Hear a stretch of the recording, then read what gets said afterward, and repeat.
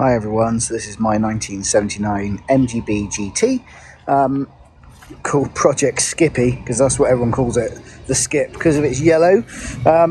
So I came across a little problem today and I thought I'd just share it with everyone. So I went to open my boot, pressed the button and went to pull, nothing happened. So I tried and pushed and tried, couldn't get anything to work, so I had to climb through and undo the little hatch that's on the back of the mechanism just here by removing one of these 3 screws, and I just turned it out of the way, which gave me access to the mechanism inside.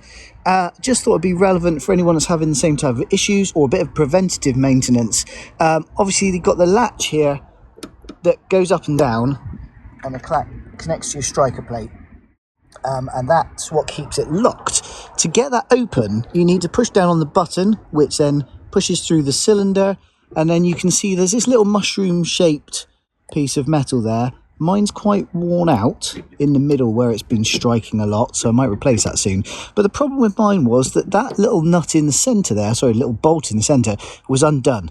It was quite loose, and that meant that the little plate was wobbling around, and when it pushed on the striker it didn't actually actuate it enough to unlock it.